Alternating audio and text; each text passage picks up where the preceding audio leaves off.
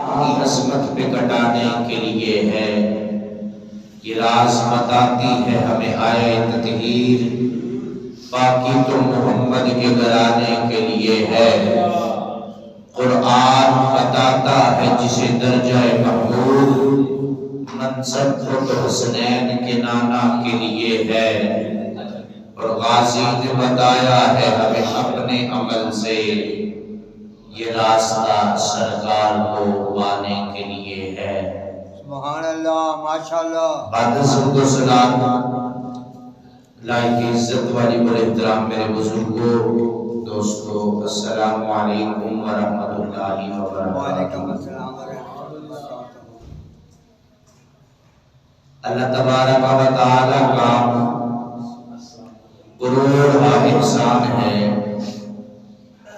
کہ اس ذات نے ہمیں اپنی زندگی کے اندر ایک مرتبہ پھر جمعۃ المبارک کا بابرکت نصیب فرمایا ہے۔ سبحان اللہ، ماشاءاللہ۔ حضرات ذوالفقار، وقت بڑی تیزی کے ساتھ گزر رہا ہے۔ آج ماہ شعبان المعظم کا پہلا جمعۃ المبارک ہے، اس کے بعد ماہ رمضان المبارک کی آمد ہے۔ رجب اللہ کا مہینہ ہے، شعبان میرے نبی کا مہینہ ہے، اور رمضان اس امت کا مہینہ ہے۔ سبحان اللہ، ماشاءاللہ۔ حضرات ذوالفقار، رجب کے اندر انسان بیج عبادت کے بوتا ہے، شعبان المعظم کے اندر وہ جو اس نے عبادت کا بیج بویا ہے، اب اس کو سیراب کرنے کے لیے وہ رب کو یاد کر کے اپنی آنکھوں سے پانی بہاتا ہے، آنسو بہاتا ہے۔ پھر جب ماہ رمضان المبارک آتا ہے، اب اس کی فصل تیار ہے، اب اس نے فصل کاٹنی ہے کہ جب وہ ایک نیکی کرے گا اللہ تعالیٰ اس کو 10 گنا بڑھا کر ثواب عطا فرمائے۔ سبحان اللہ، ماشاءاللہ۔ تو حضرات ذوالفقار، ماہ شعبان المعظم کا آج پہلا جمعۃ المبارک ہے، اور اس ماہ مقدس کے اندر 15ویں شب جس کو شب برات بھی کہا جاتا ہے، وہ اس ماہ مقدس کے اندر آتی ہے، جس رات کو انسان کی تقدیر کے فیصلے ہوتے ہیں۔ انشاءاللہ آئندہ جمعۃ المبارک کو اس رات کی فضیلت کے بارے میں گفتگو کرنے کی سعادت حاصل ہوگی، لیکن عام طور پر جو لوگوں کا رجحان ہوتا ہے کہ یہ جو 3 ماہ ہوتے ہیں، رجب، شعبان، رمضان، ان 3 مہینوں کے اندر لوگ جو ہے وہ زیادہ تر صدقات بھی ادا کرتے ہیں اور نفلی صدقہ بھی دیتے ہیں، اور کچھ لوگ جو ہے بلکہ زیادہ تر لوگ جو ہے وہ انہی مہینوں کے اندر اپنے مال کی زکات بھی نکالتے ہیں۔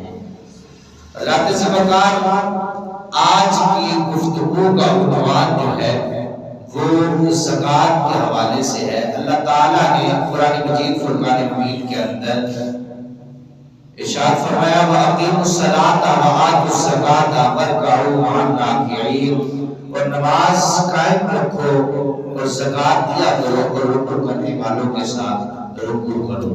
سورہ بقرہ کے اندر اللہ تعالیٰ نے اس آیہ کریمہ کے اندر نماز کا حکم دیا اور اس کے بعد پھر زکات کا حکم دیا۔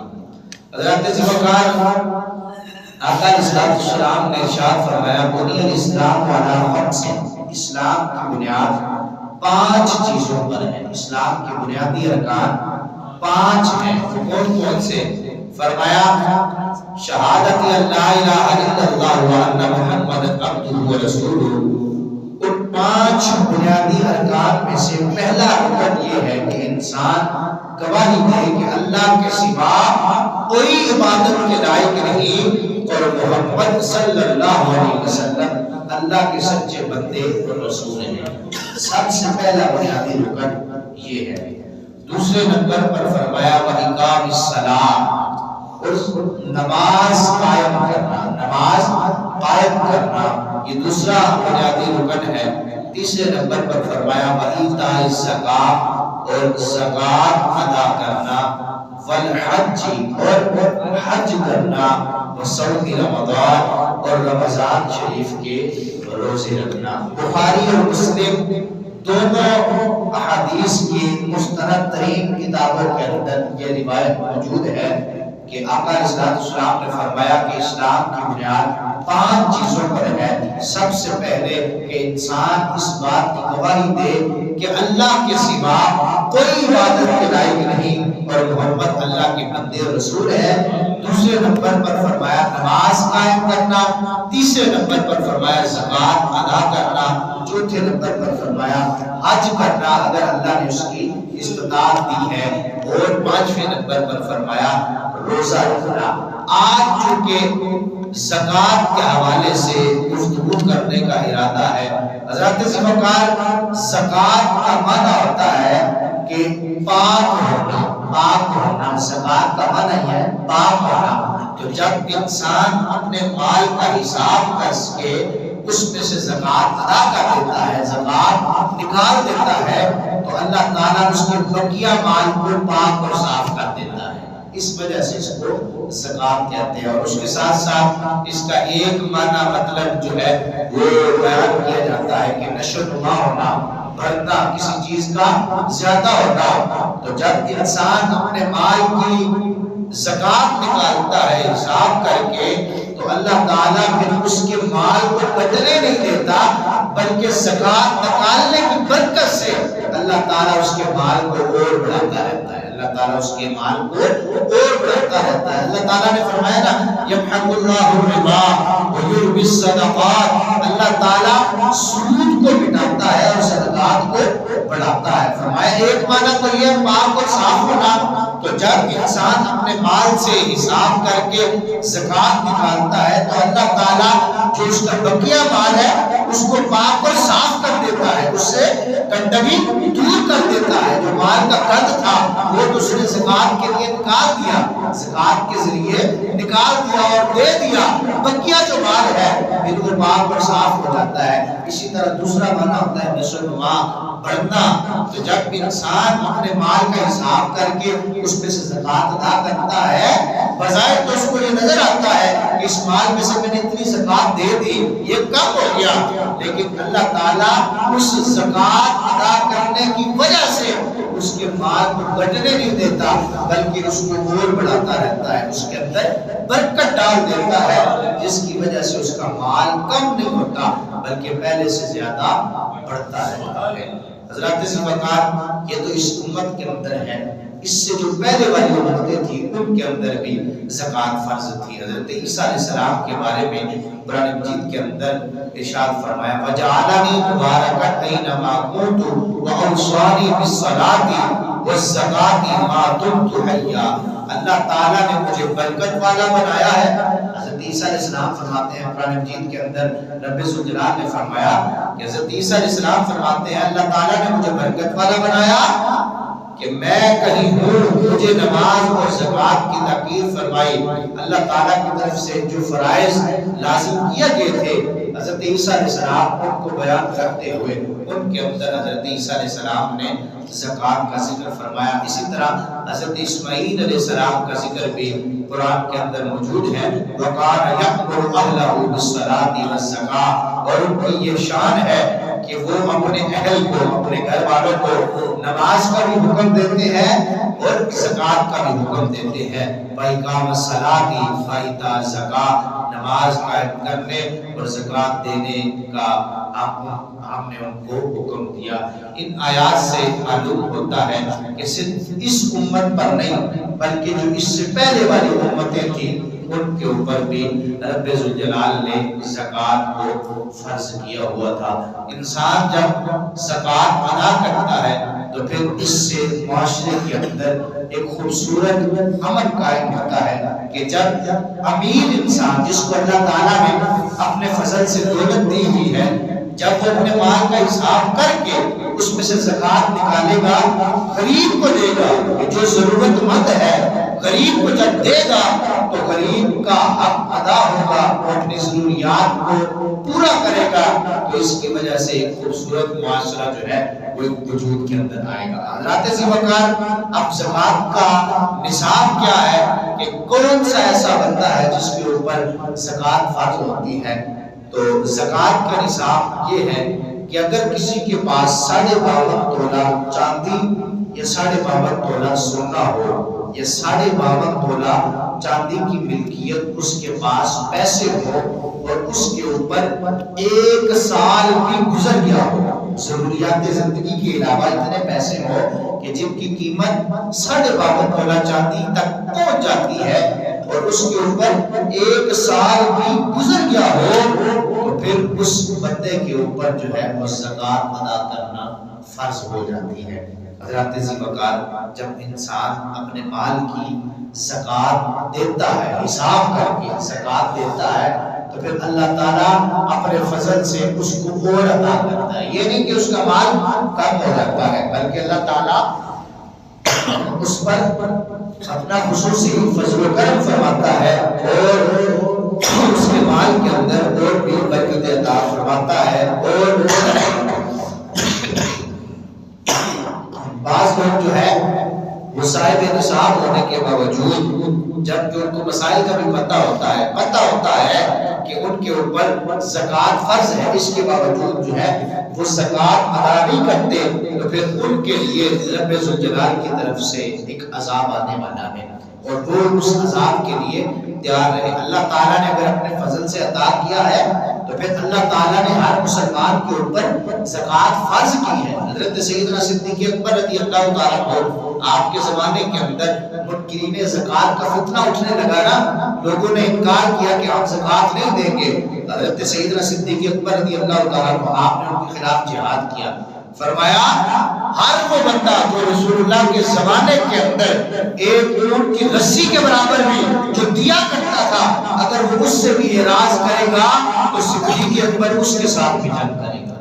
یعنی اللہ اس کے رسول کے احکامات کے معاملے کے اندر جو وہ خلیفۃ المسلمین اور وہ جو ریاست مدینہ کی بنیاد رکھنے والے صحابہ تھے، وہ کتنے سخت تھے کہ جہاں پر اللہ اس کے رسول کے حکم کی بات آ جائے، پھر اگرچہ جان بھی چلی جائے لیکن اللہ اس کے رسول کے حکم کی روگردانی اور اللہ اس کے رسول کے حکم سے پھرنے والے نہیں ہوتے۔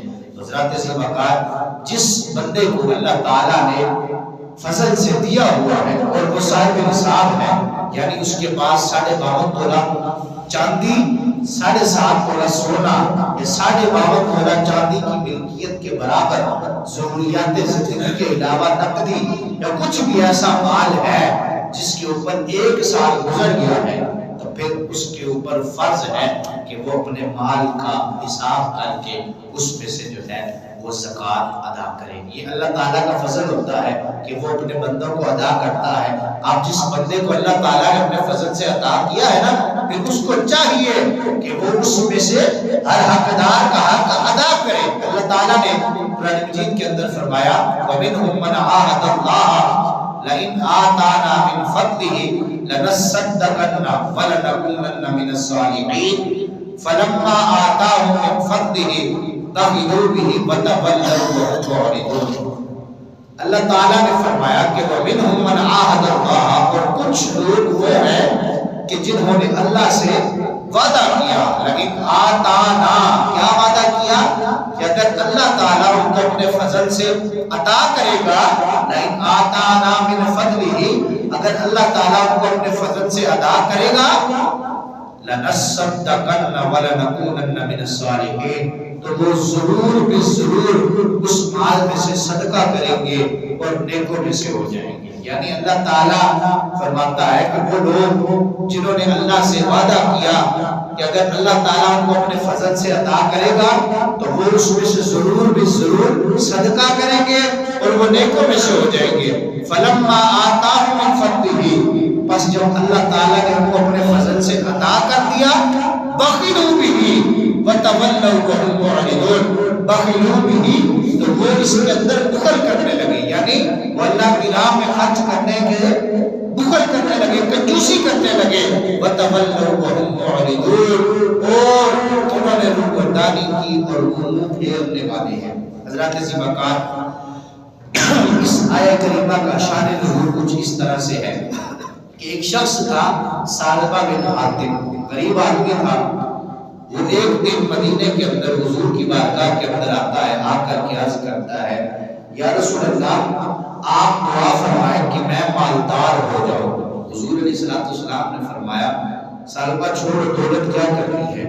کیا تم یہ پسند نہیں کرتے کہ تم میری طرح ہو جاؤ؟ اللہ تعالیٰ نے مجھے تو یہ اختیار دیا تھا نا، کیا محبوب اگر تم ایک پہاڑ کو حکم دو یہ سونے اور چاندی کی ہو جائے اور تمہارے ساتھ چلنا شروع کر دے تو ان کو ہم نے تمہارے تابع کر دیا ہے۔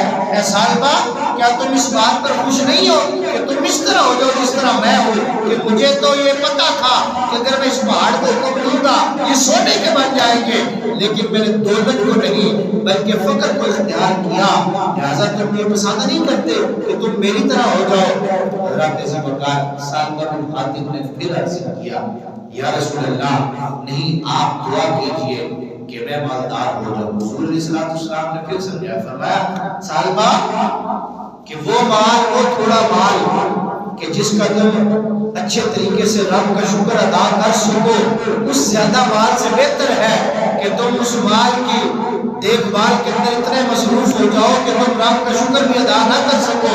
لہذا یہ دولت اچھی چیز نہیں ہے، یہ انسان کو جو ہے وہ عبادت سے دور کر دیتی ہے۔ اگر انسان حقدار کا حق ادا نہ کرے تو پھر یہ دولت وبال جان بن جاتی ہے، یہ دولت جو ہے وہ فتنہ بن جاتی ہے۔ کہا کہ تم اس بات پر خوش نہیں ہو کہ تم میری طرح ہو جاؤ؟ کہا یا رسول اللہ دعا کر دیجئے۔ کہا اس بات پر بھی خوش نہیں ہو؟ ثعلبہ یہ بہتر ہے کہ تمہارے پاس تھوڑا مال ہے، تم رب کا شکر ادا کر لیتے ہو، اگر یہ نہ ہو کہ تمہارے پاس زیادہ مال آ جائے اور تم رب کا شکر ادا کرنے سے قاصر ہو۔ پھر عرض کیا، یا رسول اللہ آپ دعا کیجئے کہ میں مالدار ہو جاؤں۔ اب حضور نے دعا اٹھائی، اللہم ارزقہ مالا، اے اللہ ثعلبہ کو مال عطا فرما۔ اب تیری دعا نہ کبھی معلوم ہوئی، ادھر صبح سے نکلی ادھر سے دور ہوئی۔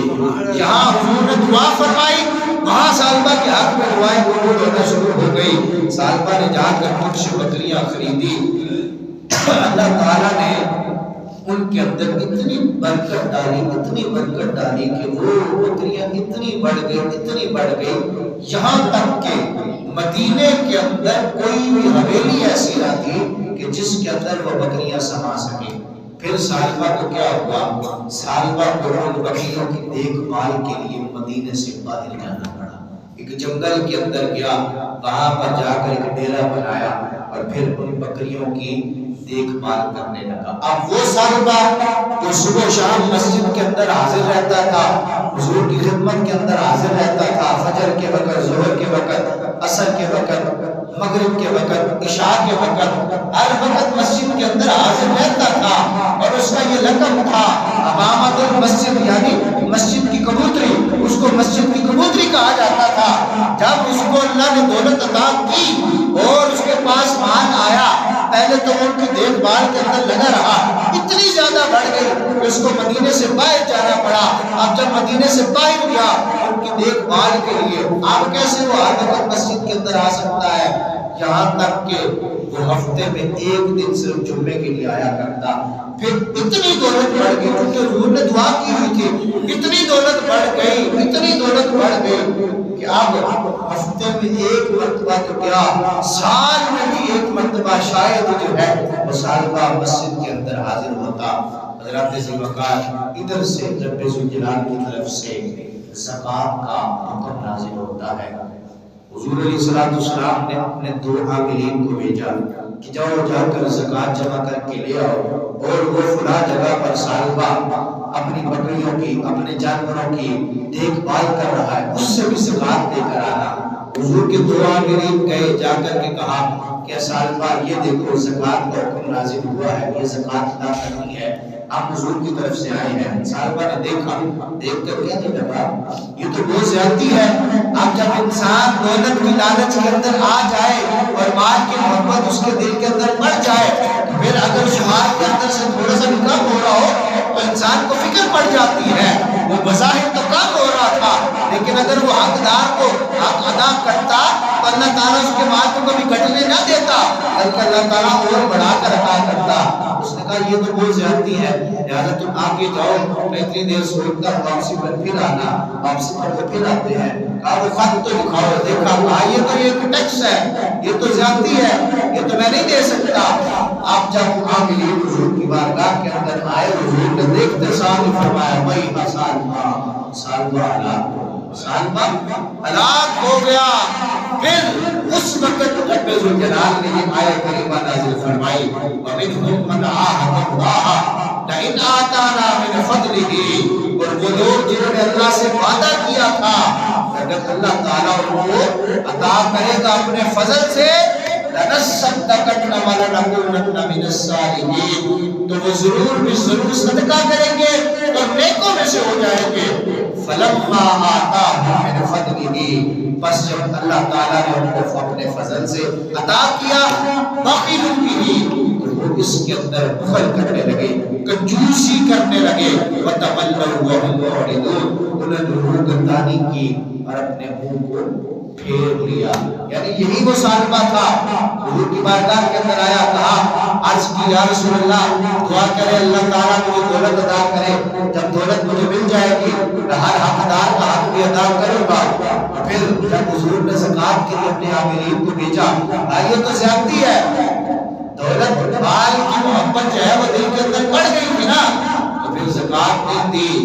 حضرت ذوالفقار حضور نے فرمایا سالمہ ہلاک ہو گیا۔ رشتہ داروں نے جا کر سالمہ کو جلدی جلدی بتایا کہ سالمہ تیری مذمت کے اندر رب ذوالجلال نے آیت نازل فرمائی ہے، وہ سالمہ جس کو حمامۃ المسجد کہا جاتا تھا، جو صبح شام مسجد کے اندر آتا تھا، تو اس کا یہ لقب تھا مسجد کی کبوتری، دولت کی وجہ سے وہ دین سے دور ہو گیا، مسجد سے دور ہو گیا۔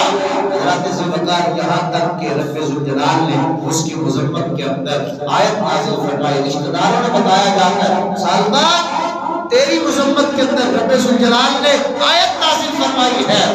حضرت ذوالفقار مفرد دوڑا دوڑا آتا ہے، حضور کی بارگاہ میں زکوٰۃ لے کر حاضر ہوتا ہے۔ حضور نے فرمایا آدم تیری زکوٰۃ قبول کرنے سے رب ذوالجلال نے مجھے منع فرما دیا ہے، اور روتا ہے، وہ چیختا ہے، یہاں تک کہ سیدنا صدیق اکبر کا زمانہ آتا ہے، پھر زکوٰۃ لے کر کے حاضر ہوتا ہے۔ صدیق اکبر نے فرمایا جب حضور نے میری زکوٰۃ قبول نہیں کی تو میں کیوں ہوتا ہوں؟ فاروق اعظم کا زمانہ آتا ہے، عرض کرتا ہے زکوٰۃ قبول کیجئے۔ صدیق اکبر کے زمانے کے اندر، فاروق اعظم کے زمانے کے اندر فاروق اعظم نے فرمایا جب نبی اور صدیق نے تیری زکوٰۃ قبول نہیں کی تو میں کیوں ہوتا ہوں؟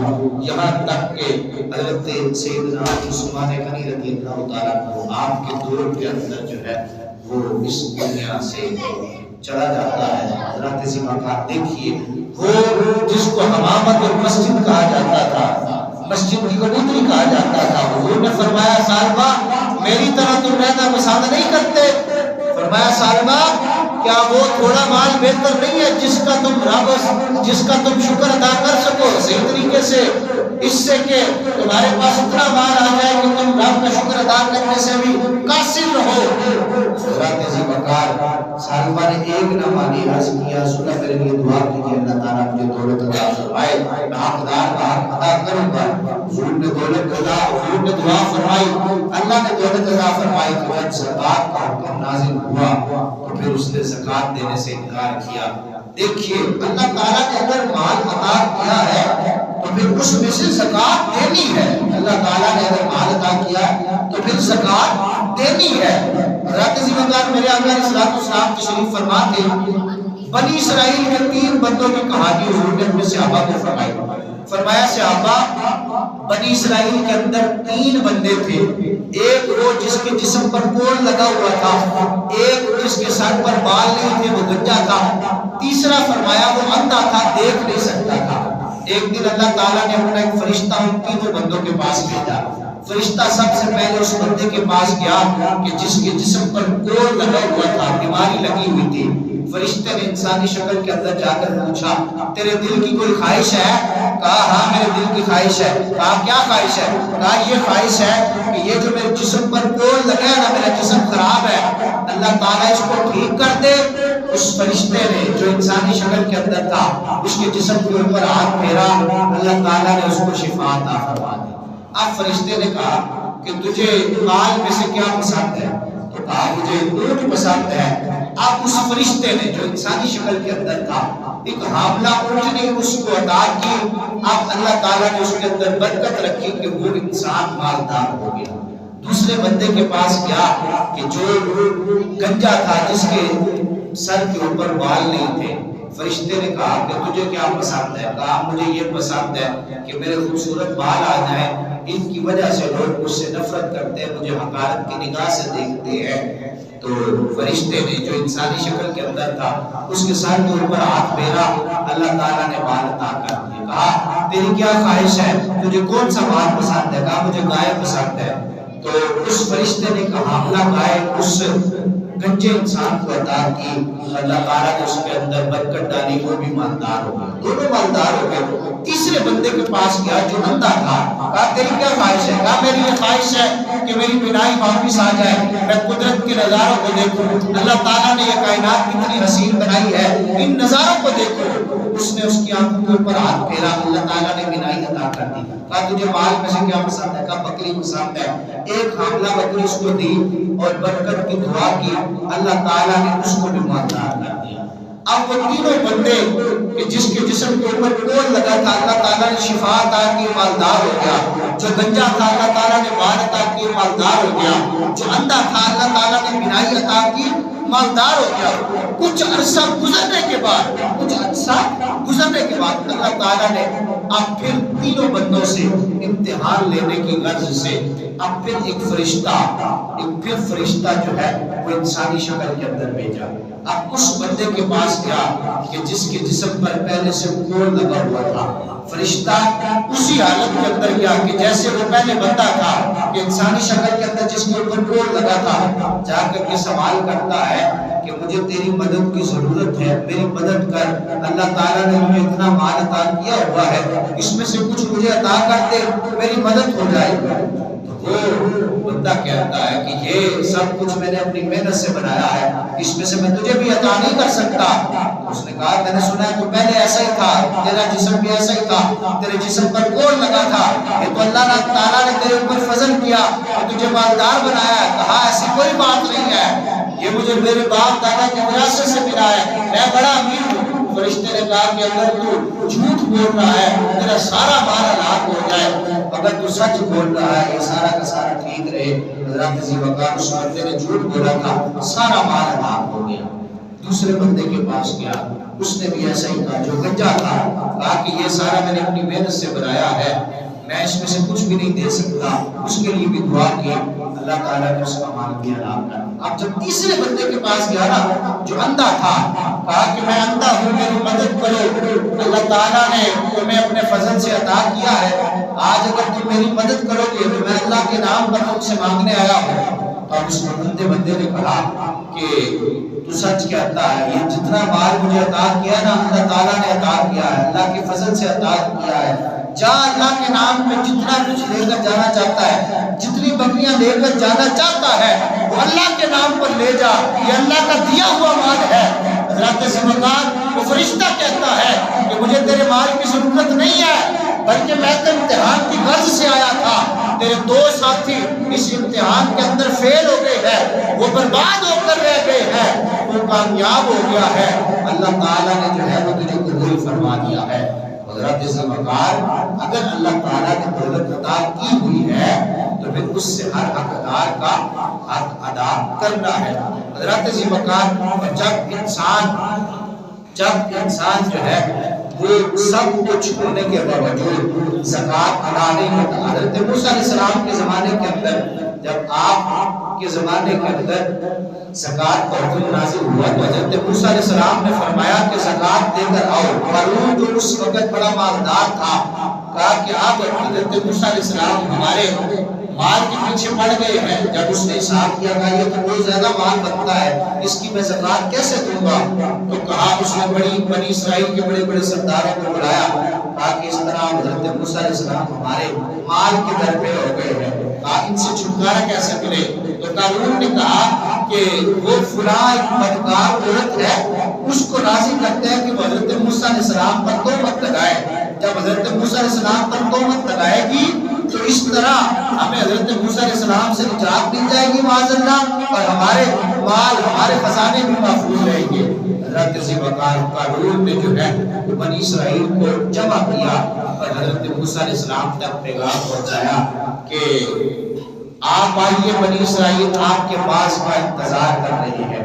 حضرت موسیٰ علیہ السلام تشریف لائے، آپ نے باز کرنا شروع کیا، فرمایا جو چوری کرتا ہے اس کی یہ سزا ہے، جو زنا کرتا ہے اگر تو وہ شادی شدہ ہے تو پھر اس کو سنسار کیا جائے گا، اگر غیر شادی شدہ ہے اس کو 100 کوڑے مارے جائیں گے۔ قارون نے کہا کہ یہ جو آپ نے سزائیں بیان کی ہے کیا یہ فقط بنی اسرائیل کے لیے ہے یا آپ کے لیے بھی ہے؟ حضرت موسیٰ علیہ السلام نے فرمایا اگر میں بھی اس کے اندر مبتلا ہوں تو مجھے بھی یہ سزا ہوگی۔ تو قارون نے کہا کہ بنی اسرائیل کہتے ہیں کہ فلاں جو بدکار عورت ہے آپ نے اس کے ساتھ معذرہ زنا کیا ہے۔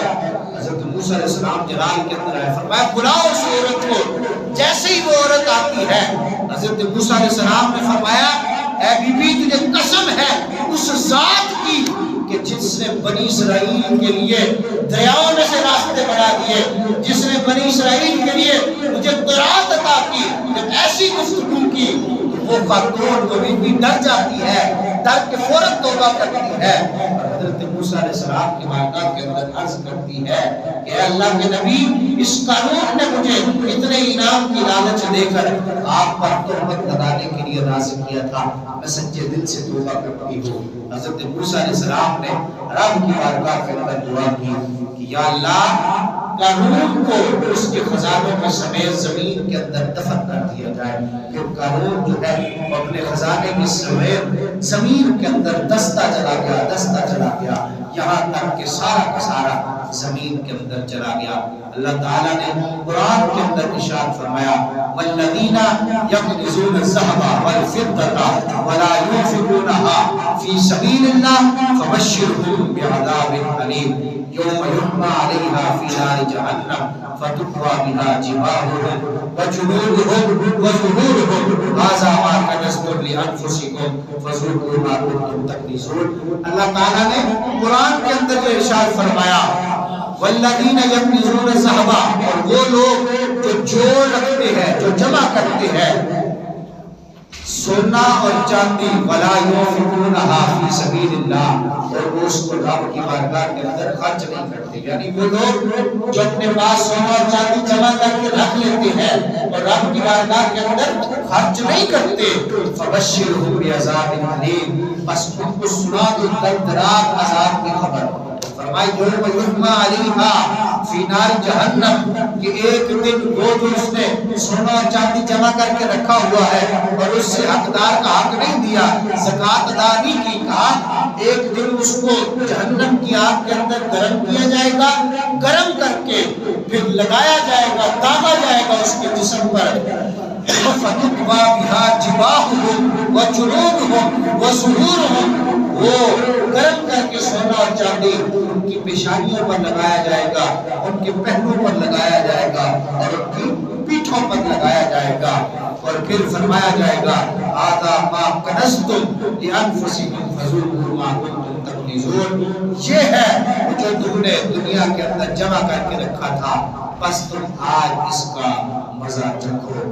حضرت ذوالفقار میرے آقا علیہ السلام نے بھی فرمایا وہ شخص کہ جس کو اللہ تعالیٰ نے مال عطا کیا ہے اگر وہ اس کی زکوٰۃ ادا نہیں کرتا تو پھر وہ اس کا مال قیامت کے دن ایک گنجے سانپ کی صورت میں آئے گا جس کی آنکھوں پر 2 سیاہ نقطے ہوں گے، پھر وہ گنجا سانپ جو ہے اس کے گلے کا ہار توڑ بن جائے گا اور پھر اس کی دونوں گالوں پر جو ہے وہ ڈسنا شروع کر دے گا اور پھر کہے گا وہ سانپ اس بندے سے انا مالکا انا کنزکا، میں ہی تیرا مال ہوں اور میں ہی تیرا خزانہ ہوں۔ حضرت ذی‌وقار میرے آقا علیہ السلام نے بھی فرمایا کہ اگر اللہ تعالیٰ نے اپنے فضل سے دولت عطا کی ہوئی ہے تو پھر اس مال کا حساب کر کے جو ہے اس میں سے زکوٰۃ ادا کرنی ہے۔ اللہ تعالیٰ نے قرآن مجید کے اندر ایک اور مقام پر فرمایا وَلَا يَحْسَبَنَّ الَّذِينَ يَبْخَلُونَ بِمَا آتَاهُمُ اللَّهُ مِنْ فَضْلِهِ وَخَيْرًا لَهُمْ۔ اور وہ لوگ جو گمان کرتے ہیں کہ وہ جو بخل کرتے ہیں، جو کنجوسی کرتے ہیں اس مال کے اندر جو ان کو اللہ تعالیٰ نے عطا کیا ہے، اللہ کی راہ میں خرچ کرنے سے جو کنجوسی کرتے ہیں وہ خیر لہم، وہ یہ سمجھتے ہیں، وہ یہ گمان کرتے ہیں کہ یہ کنجوسی کرنا ہمارے لیے بہتر ہے۔ اللہ نے فرمایا بل هو شر لہم، بلکہ یہ ان کے لیے بہت برا ہے۔ سَيُطَوَّقُونَ مَا بَخِلُوا بِهِ يَوْمَ الْقِيَامَةِ، ان کے لیے توپ پہنایا جائے گا انہیں وہ مال جو انہوں نے بخل کیا قیامت کے دن۔ یعنی آج جو زکوٰۃ ادا کرنے کے اندر کنجوسی کرتے ہیں نا، حقدار کا حق ادا نہیں کرتے، تو پھر یہ مال اگر وہ خرچ نہیں کرتے تو وہ سمجھتے ہیں یہ بہتر ہے۔ اللہ نے فرمایا بہتر نہیں ہے، یہ جو تم کنجوسی کر رہے ہو نا، یہی مال قیامت کے دن تمہارے لیے آگ کا توق بنا دیا جائے گا۔ حضرت ابو سنان رحمۃ اللہ تعالیٰ نے آپ کے ہمسائے کے اندر فوت کی ہوگی تو آپ تعزیت کے لیے گئے تو وہ بڑا رو رہا تھا۔ کسی نے کہا کہ کیوں رو رہے ہو اتنا؟ اللہ تعالیٰ صبر عطا کرے، سب نے اس دنیا سے جانا ہے۔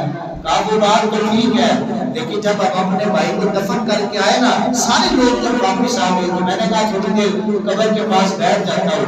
کہا کہ میں نے کچھ آوازیں سنی، کہا میرا بھائی تھا، میں نے محبت کے اندر مٹی کو ہٹایا تو دیکھا اس کے گلے کے اندر ایک آگ کا توق ہے، آگ کا ہار بنا ہوا ہے۔ کہا میرا بھائی تھا، میرے اندر محبت تھی، میں نے کہا ذرا اپنے ہاتھ سے نکال لو۔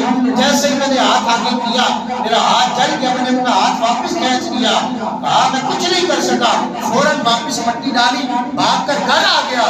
آ کے پوچھا کہ وہ کون سا عمل کرتا تھا؟ کہا سارے عمل کرتا تھا، نماز بھی پڑھتا تھا، روزے بھی رکھتا تھا، ہاں زکوٰۃ ادا نہیں کرتا تھا۔ حضرت مسلمان نے فرمایا بس اس کی سزا یہ حق ہے کہ اللہ نے قرآن کے اندر فرمایا سَيُطَوَّقُونَ مَا بَخِلُوا بِهِ يَوْمَ الْقِيَامَةِ، کہ جو زکوٰۃ ادا کرنے کے اندر بخل کرتے ہیں، کنجوسی کرتے ہیں، ان کا یہ مال ان کے لیے آگ کا توق بن جائے گا، آگ کا ہار بن جائے گا۔ جس کو اللہ تعالیٰ نے مال عطا کیا ہوا، جس کے پاس 7.5 تولہ سونا ہے یا 52.5 تولہ چاندی ہے یا 52.5 تولہ چاندی کی ملکیت کے برابر نقدی ہے، جو اس کی زندگی کے استعمال کے علاوہ اس کے پاس ضروریات زندگی کے علاوہ مال ہے، اب اس نے اس کا حساب کرنا ہے۔ وہ اگر نصاب تک پہنچ جاتا ہے اور اس کے اوپر 1 سال بھی گزرا ہو، 1 سال بھی گزرا ہو، پھر اب اس میں سے زکوٰۃ ادا کرنی ہے۔ آسان حساب یہ ہے، آج کل سب کے پاس کیلکولیٹر ہے، جتنا مال بنتا ہے، جتنا سونا ہے، اس کے اوپر اگر سال گزر گیا ہے، سارے کی قیمت لگا کر اس کو 40 میں تقسیم کر دے، جو جواب آئے گا وہی زکوٰۃ بنتی ہے۔ تو ہر بندے نے اپنا حساب کر کے زکوٰۃ ادا کرنی ہے۔ جب انسان زکوٰۃ ادا کرے گا اللہ تعالیٰ اس کے مال کو پاک اور صاف کر دے گا۔ زکوٰۃ کا معنی پاک صاف ہونا ہے، نشو و نما ہونا ہے، بڑھتا ہے۔ جب انسان زکوٰۃ ادا کرے گا اللہ تعالیٰ اس کے مال کے اندر اور برکت عطا کرے گا، اللہ تعالیٰ اس کو اور بڑا چڑھا کر عطا فرمائے گا۔ دعا مالک کائنات ہمیں احکام فرائض کو ادا کرنے کی توفیق عطا فرمائے۔